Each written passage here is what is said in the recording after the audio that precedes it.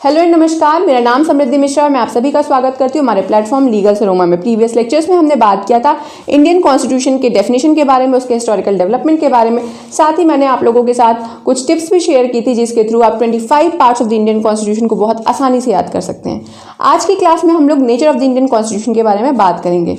जब बात नेचर की आती है कि कॉन्स्टिट्यूशन का नेचर कैसा है, तो इसको ट्रेडिशनल क्लासिफिकेशन के हिसाब से कहते हैं कि कॉन्स्टिट्यूशन या तो यूनिटरी होगा या फेडरल होगा। यूनिटरी फीचर्स की बात करते हैं तो सारी पावर्स जो है गवर्नमेंट की उसको सेंट्रलाइज करके सेंटर को दे दी जाती है, उसे हम सेंट्रल गवर्नमेंट कहते हैं। सेंट्रल गवर्नमेंट यहाँ पे बहुत पावरफुल होता है और वो स्टेट्स को कंट्रोल करेगा। जितने भी पावर्स स्टेट डिराइव करेगा वो सब सेंट्रल गवर्नमेंट से ही डिराइव करता है। पर जब फेडरल फीचर्स की बात आती है तो वहाँ पे पावर्स को डिवाइड किया जाता है between the centre and the state. दोनों को पावर्स मिलती हैं, दोनों अपने अपने स्फीयर्स में इंडिपेंडेंटली काम करते हैं। फेडरल प्रिंसिपल एज पर केशी वियर, उनके हिसाब से फेडरल प्रिंसिपल का मतलब होता है कि डिवीजन ऑफ पावर्स जनरल और रीजनल गवर्नमेंट में। आप पावर को डिवाइड करो जनरल और रीजनल गवर्नमेंट पे, दोनों एक दूसरे के साथ कोऑर्डिनेट करके काम भी करेंगे और अपने अपने स्फीयर्स में इंडिपेंडेंटली भी वर्क करेंगे। प्रोफेसर केसी वियर कहते हैं कि इंडियन कॉन्स्टिट्यूशन क्वासी फेडरल है। क्वासी फेडरल का मतलब होता है more unitary in nature than federal. मतलब हमारे इंडियन कॉन्स्टिट्यूशन में जो प्रोविजंस हैं उसमें सेंटर को बहुत जगह बहुत ज़्यादा पावरफुल बना दिया गया है इन कंपैरिजन टू स्टेट। इस पर डॉक्टर BR अम्बेडकर जो ड्राफ्टिंग कमेटी के चेयरमैन रहे, कमेंट करके बताइएगा ड्राफ्टिंग कमेटी में कितने मेंबर्स थे। उनका कहना है कि हाँ, हमने सेंटर को बहुत पावरफुल बनाया है ताकि वो फ्रीडम ऑफ स्टेट को फ्रीज कर सके, ताकि वो ओवरराइड कर सके स्टेट को। Centre is powerful to freeze the freedom of state. Doctor BR Ambedkar का ये भी कहना है कि आर्टिकल 1 में हमने वर्ड यूज़ किया है यूनियन ऑफ स्टेट, हमने फेडरेशन ऑफ स्टेट को यूज़ नहीं किया है, यूनियन ऑफ स्टेट यूज़ किया है। इसीलिए हमारे इंडिया में स्टेट का सेंटर के साथ कोई एग्रीमेंट नहीं होता है। स्टेट कभी भी खुद को सेंटर से अलग नहीं कर सकती है। फेडरेशन ऑफ स्टेट का नाम बार बार सुनने को आ रहा है। गवर्नमेंट ऑफ इंडिया एक्ट 1935 में भी हमने ऑल इंडिया फेडरेशन के बारे में पढ़ा था, जिसमें हमने देखा दो एसेंशियल कंडीशन कि अगर सारे provinces 50% provinces instrument of accession sign करते हैं तो इंडिया ऑल इंडिया फेडरेशन बन जाता। लेकिन ये इंडियंस के लिए ऑप्शनल था, वो चाहते तो साइन करते, ना चाहते तो साइन नहीं करते। इसीलिए हमारा इंडिया फेडरेशन नहीं बना, क्योंकि कोई चाहता ही नहीं था कि हम इंस्ट्रूमेंट ऑफ एक्सेशन साइन करें। फेडरेशन जो है डिराइव किया गया है लैटिन वर्ड फीडस से, जिसका मतलब होता है agreement by the states. Federation दो तरीके से बनाया जा सकता है, एक तो इंटीग्रेशन से, दूसरा डिसइंटीग्रेशन से। इंटीग्रेशन वाले फेडरेशन को हम कमिंग टुगेदर फेडरेशन बोलते हैं और डिसइंटीग्रेशन वाले फेडरेशन को हम होल्डिंग टुगेदर फेडरेशन बोलते हैं। इंटीग्रेशन वाले फेडरेशन में क्या होता है कि अलग अलग फेडरेशन एक साथ आके यूनियन बनाती है। इसका एग्जाम्पल आप ले सकते हैं ऑस्ट्रेलिया और USA, वहाँ पे हम इस तरीके का फेडरेशन देखते हैं। रही बात इंडिया और कनाडा का, तो यहाँ पे डिसइंटीग्रेशन फेडरेशन को फॉलो किया जाता है।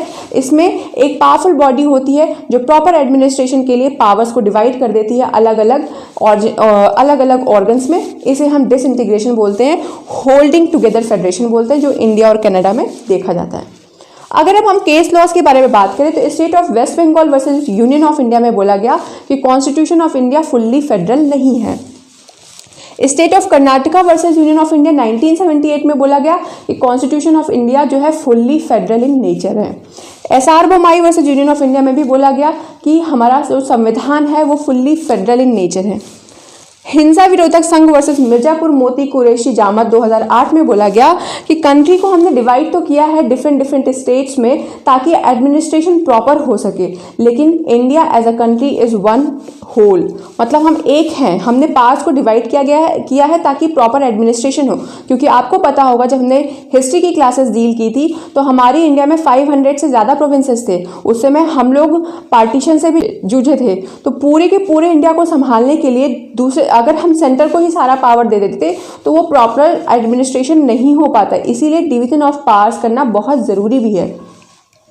Satpal versus state of Punjab 1982 में बोला गया कि हमारा इंडियन कॉन्स्टिट्यूशन में फेडरल फीचर्स भी हैं, यूनिटरी फीचर्स भी हैं, ये दोनों का कॉम्बिनेशन है। इसलिए हमें ज़रूरत पड़ती है ये जानने के लिए कि फेडरल फीचर्स के क्या क्या कैरेक्टरिस्टिक्स हैं। जब बात आती है essential elements of the federal constitution की, तो सबसे पहले हम बात करते हैं डिवीजन ऑफ पावर के बारे में, क्योंकि हमने पढ़ा फेडरल फीचर का मतलब होता है पावर को डिवाइड करना सेंटर और स्टेट के बीच में, दोनों को इंडिपेंडेंट पावर देना। ये लोग इंडिपेंडेंटली अपने अपने स्फीयर में काम करेंगे, कोई किसी के एरिया में इंटरफेरेंस नहीं करेगा। इन लोगों को पावर कहाँ से मिल रही है? कॉन्स्टिट्यूशन ऑफ इंडिया से। इनकी पावर को कंट्रोल कौन करेगा? कॉन्स्टिट्यूशन ऑफ इंडिया करेगा। तो हम जब डिवीजन ऑफ पावर की बात करते हैं तो चर्चा में आता है 7th शेड्यूल। हमारे इंडियन कॉन्स्टिट्यूशन में 12 शेड्यूल है। 7th शेड्यूल बात करता है फेडरल पावर्स के बारे में। सब्जेक्ट मैटर्स को डिवाइड किया गया है 3 लिस्ट में, यूनियन लिस्ट, स्टेट लिस्ट और कंकरेंट लिस्ट। यूनियन लिस्ट वो होती है जिसमें वो सारे सब्जेक्ट्स मेंशन्स हैं जहां पे पावर मिल रही है यूनियन को, सेंटर को पावर मिल रही है कि आप उन एरियाज पे लॉ बनाएंगे। जब हम बात करते हैं स्टेट लिस्ट की तो वहां पे वो सारे सब्जेक्ट मैटर्स मेंशन है जहां पे पावर मिल रही है स्टेट को कि भाई आप इन मैटर्स पे लॉ बनाएंगे। और जब हम बात करते हैं कंकरेंट लिस्ट की तो यूनियन और स्टेट दोनों को पावर मिलती है कि आप लोग इन मैटर्स पे लॉ बना सकते हैं। तो आप देख सकते हैं 7th शेड्यूल से कि हमारे इंडियन कॉन्स्टिट्यूशन में बहुत अच्छे तरीके से पावर को 2 tier system of the government में डिस्ट्रीब्यूट किया गया है, डिवाइड किया गया है। बात यहीं तक नहीं लिखती है, हमारे यहाँ 3 टायर सिस्टम ऑफ गवर्नमेंट भी है, मतलब हमारे यहाँ पावर्स को लोकल बॉडीज में भी बहुत अच्छे से डिस्ट्रीब्यूट किया गया है। 1992 में 73rd और 74th कॉन्स्टिट्यूशनल अमेंडमेंट से पार्ट 9A जो कि पंचायत के बारे में बात करता है, पार्ट 9B जो कि म्यूनिसिपैलिटी के बारे में बात करता है, इसे भी ऐड करते हैं। तो आप देख सकते हैं पावर को हम सिर्फ सेंटर और स्टेट में नहीं डिवाइड करते बल्कि लोकल बॉडीज में भी डिवाइड करते हैं। शेड्यूल नंबर 11 में भी पंचायत के बारे में बात होती है, शेड्यूल नंबर 12 में म्यूनिसिपैलिटीज के बारे में बात होती है। तो आप देखो कि पावर को डिवाइड किया जा रहा है सेंटर, स्टेट में और लोकल बॉडीज में ताकि प्रॉपर एडमिनिस्ट्रेशन हो सके। तो हम इस इसेंशियल से देख सकते हैं कि हमारा Indian constitution federal in nature है। अब बात करते हैं सुप्रीमेसी ऑफ द कॉन्स्टिट्यूशन की। हमने पढ़ा था कि इंडियन कॉन्स्टिट्यूशन इज सुप्रीमा लेक्स, मतलब supreme law of the land.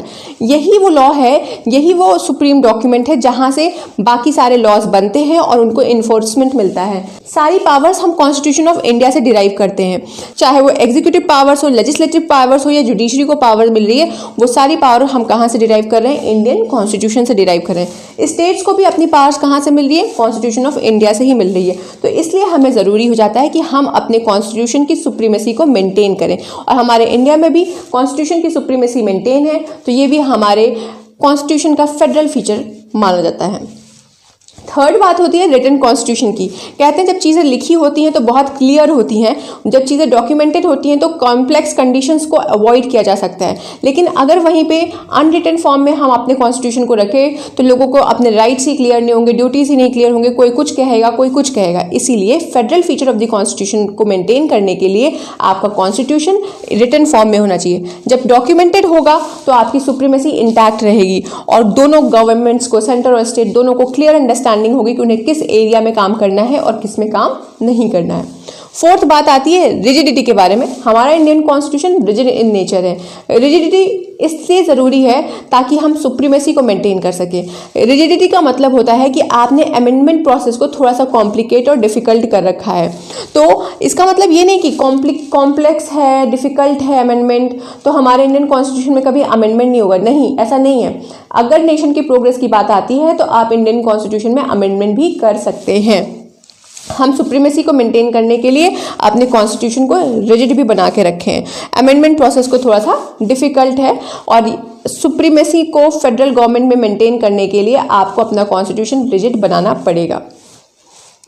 Authority of the courts की बात आती है तो हम देख रहे हैं कि पावर को डिवाइड कर दिया गया सेंटर और स्टेट में। अब जो provisions of constitution of India हैं, हो सकता है स्टेट उसको अपने फेवर में कुछ और तरीके से इंटरप्रेट करे और सेंटर उसको अपने फेवर में कुछ और तरीके से इंटरप्रेट करे। इसीलिए फ्री एंड फेयर मैनर में इंटरप्रिटेशन करने के लिए एक इंटरप्रेटर को अपॉइंट किया जाता है। एक ऐसे इंस्टीट्यूशन को अथॉरिटी में लाया जाता है जो फ्री और फेयर मैनर में कॉन्स्टिट्यूशन के प्रोविजंस को इंटरप्रेट कर सके। जुडिशरी को इसीलिए इंटरप्रेटर ऑफ द कॉन्स्टिट्यूशन भी कहते हैं। और जब जुडिशरी कॉन्स्टिट्यूशन को इंटरप्रेट करेगी तो वो सबके ऊपर बाइंडिंग इन नेचर होगा। फेडरल फीचर्स की तो हमने बात कर ली। अब हम यूनिटरी फीचर्स के बारे में जब बात करते हैं तो वहाँ पे पावर का डिवीजन नहीं होता है, वहाँ पे यूनिकैमरल लेजिस्लेचर होता है। सुप्रीमेसी बनाई भी जा सकती है जैसे जापान में है, नहीं बनाई भी जा सकती है जैसे ब्रिटेन में है। रिटन कॉन्स्टिट्यूशन हो भी सकता है जैसे फ्रांस में है, नहीं भी हो सकता है जैसे ब्रिटेन में रिटन कॉन्स्टिट्यूशन नहीं है। रिजिड हो भी सकता है जैसे फ्रांस में है, फ्लेक्सिबल हो सकता है जैसे ब्रिटेन में है। सुप्रीमेसी ऑफ द कॉन्स्टिट्यूशन और रिटन कॉन्स्टिट्यूशन को इसेंशियल फीचर्स माना है केसी वीयर ने। बोलते हैं कि फेडरल गवर्नमेंट का सबसे इसेंशियल फीचर्स है कि आपका कॉन्स्टिट्यूशन रिटन भी होना चाहिए और उसकी सुप्रीमेसी को भी आप मेंटेन करके रखें। अब हम उन प्रोविजंस के बारे में बात करेंगे जो कि सेंटर को बहुत ज़्यादा पावर दे देती हैं और इसी वजह से बहुत कंफ्यूजन है कि हमारा Indian constitution federal in nature है या यूनिटरी इन नेचर है। बहुत सारे कॉन्स्टिट्यूशन के ज्यूरिस्ट ये मानने को तैयार ही नहीं है कि इंडिया का कॉन्स्टिट्यूशन फेडरल इन नेचर है। ऐसा ना मानने के पीछे रीजंस हैं कि बहुत सारे ऐसे प्रोविजंस हैं जहां पे अभी हम देखेंगे कि सेंटर के पास बहुत ज़्यादा पावर है इन कंपैरिजन टू स्टेट। सबसे पहले हम बात करते हैं अपॉइंटमेंट ऑफ गवर्नर की, जो आर्टिकल 155 में किया जाता है। गवर्नर कौन है? Constitutional head of the state है। इसका अपॉइंटमेंट कौन करता है? प्रेसिडेंट करता है। ये आंसरेबल किसको होगा? प्रेसिडेंट को होगा। ये ऑफिस कब तक होल्ड करेगा? जब तक प्रेसिडेंट चाहेगा। ऑफिस होल्ड करता है till the presence of the president. यहाँ पे गवर्नर को इतनी पावर मिली है कि अगर स्टेट लेजिस्लेचर कोई बिल पास करता है तो वो एक्ट तब तक नहीं बनता है जब तक गवर्नर उसको एसेंट ना दे दे। लेकिन कुछ ऐसे भी कंडीशंस होते हैं जहाँ पे गवर्नर चाहे तो कुछ बिल्स को प्रेसिडेंट के पास भेज सकता है फॉर कंसिडरेशन। तो यहाँ पे जब वो प्रेसिडेंट के पास भेजा तो लोग कहते हैं कि ये एडवर्स प्रिंसिपल है, एडवर्स फेडरल प्रिंसिपल को शो करता है, क्योंकि यहाँ पे स्टेट को पावर तो मिली है लेकिन फिर भी मोर पावर किसके पास है? प्रेसिडेंट के पास आ जाती है, मतलब सेंटर के पास आ जाती है। सेकेंड बात करेंगे लॉज ऑन स्टेट लिस्ट। हमने पढ़ा कि शेड्यूल 7 में यूनियन लिस्ट है, स्टेट लिस्ट है, कंकरेंट लिस्ट है।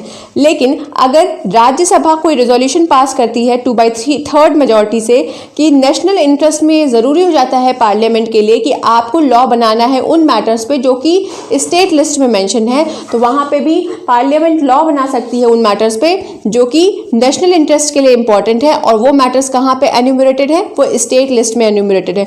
मतलब हमने जो डिवीजन ऑफ पावर किया था वो हमने 2 क्लास में किया, सेंटर और स्टेट। सेंटर जो है नेशनल इंटरेस्ट के लिए लॉ बनाएगा और स्टेट जो है रीजनल इंटरेस्ट के लिए लॉ बनाएगा। लेकिन अगर ज़रूरत पड़ती है नेशन के बेनिफिट के लिए और राज्यसभा ने 2/3 मेजॉरिटी से लॉ पास कर दिया, रेजोल्यूशन पास कर दिया है, तो पार्लियामेंट उन मैटर्स पे भी लॉ बना सकती है जो स्टेट लिस्ट में एन्यूमरेटेड हैं। थर्ड बात करते हैं टू मेक न्यू स्टेट। मतलब पार्लियामेंट के पास इतनी पावर है कि वो स्टेट का नाम बदल सकती है, नया स्टेट बना सकती है। तो स्टेट किसके ऊपर डिपेंड है? स्टेट का एग्जिस्टेंस कहाँ पे डिपेंडेंट है? वो सेंटर के ऊपर डिपेंड है। तो यहाँ फिर से बोलते हैं कि सेंटर को आपने बहुत ज़्यादा पावर दे दिया है। बात करते हैं इमरजेंसी प्रोविजंस की। तो हम इमरजेंसी देखेंगे 352 में नेशनल इमरजेंसी, जहाँ पे war, external aggression, armed rebellion की वजह से अगर इमरजेंसी लग जाती है नेशन में, उसको हम बहुत डिटेल में पढ़ेंगे जब हम इमरजेंसी का पार्ट डील करेंगे। 356 में कॉन्स्टिट्यूशनल मशीनरी के फेलियर पे हम देखते हैं कि अगर स्टेट मशीनरी फेल हो गई है तो वहाँ पे हम देखते हैं कि प्रेसिडेंट रूल लग जाता है 356 में। 360 बात करता है फाइनेंशियल इमरजेंसी के बारे में। तो बोलते हैं कि पार्लियामेंट के पास पावर है कि वो स्टेट लिस्ट के मैटर पे लॉ बना सकता है इमरजेंसी के समय में। वैसे तो पावर्स डिवाइडेड है सेंटर और स्टेट के बीच में, लेकिन जब अगर इमरजेंसी लग जाता है देश में तो सारी पावर्स किसके पास आ जाती है? सेंटर के पास आ जाती है। सेंटर उन मैटर्स पे भी लॉ बना सकता है जो स्टेट लिस्ट में एन्यूमरेटेड है। और स्टेट किसके डायरेक्शन पे काम करेगा? स्टेट सेंटर की डायरेक्शन पे काम करेगा। जब हम आर्टिकल 356 की बात करते हैं तो प्रेसिडेंट सेटिस्फाई हो गया कि स्टेट जो है कॉन्स्टिट्यूशन ऑफ इंडिया के प्रोविजन के हिसाब से कैरी ऑन नहीं किया जा सकता है, तो वहाँ पे प्रेसिडेंट चाहे तो गवर्नमेंट को डिसमिस कर सकता है, स्टेट लेजिस्लेचर को डिसॉल्व कर सकता है और सारी पावर्स को एज्यूम कर सकता है। फिर से यहाँ पे हमारा सेंटर जो है वो बहुत पावरफुल हो जाता है। फाइनेंशियल असिस्टेंस की जब बात आती है तो फाइनेंशियल असिस्टेंस के लिए भी स्टेट हमेशा सेंटर पे डिपेंडेंट होता है। सेंटर के पास बहुत ज़्यादा पावर है इस मैटर में भी। अगर हम एग्जीक्यूटिव रिलेशन की बात करते हैं तो जितने भी प्लान है वो प्लानिंग कमीशन के थ्रू यूनियन बनाता है और उसकी इम्प्लीमेंटेशन होनी चाहिए स्टेट की तरफ से। तो फिर से यहाँ पे स्टेट के पास कम पावर है इन कंपेरिजन टू यूनियन। अगर हम प्रोफेसर केसी वीयर की बात करते हैं तो केसी वीयर जी ने कहा था कि Indian constitution is quasi federal. Quasi federal का मतलब मैं फिर से आपको बताऊंगी, मोर यूनिटरी देन फेडरल। मतलब हमारा इंडियन कॉन्स्टिट्यूशन में सेंट्रल के पास ज़्यादा पावर है इन कंपैरिजन टू स्टेट, लेकिन हमारे स्टेट वीक नहीं है। स्टेट को भी पावर है लेकिन सेंटर को थोड़ा ज़्यादा पावर दिया गया है। प्रोफेसर जेनिंग कहते हैं federation with strong centralising tendency. हमारा इंडियन कॉन्स्टिट्यूशन फेडरल है, लेकिन इसका जो सेंटर है वो बहुत ज़्यादा स्ट्रॉन्ग है, जैसा कि हम यहाँ से देख पा रहे हैं, इन प्रोविजंस के थ्रू समझ पा रहे हैं।